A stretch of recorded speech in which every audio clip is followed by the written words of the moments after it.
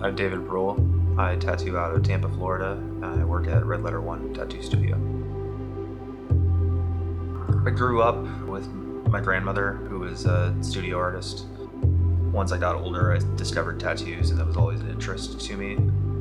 At the time, tattoos were illegal in Oklahoma, where I grew up, so I kind of shifted and focused on illustration. I was still thinking of tattooing. Like, the fact that I was majoring in illustration was just kind of a way to prepare myself for hopefully eventually getting a tattoo. So even while I was in college, I was hungry and I was looking for some kind of way to get into the tattoo business somehow. Everything from the table that I work off of to the setup of the room, all of this is kind of together to make the best experience possible.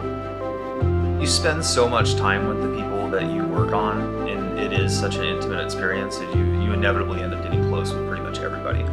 That really influences even who I take on as clientele, because I always have to think, I'm going to spend 20 hours with this person, and we're going to be close and I may see them through their lifetime.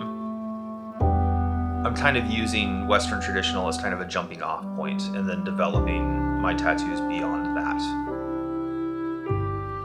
Ultimately, my goal is to make my work timeless.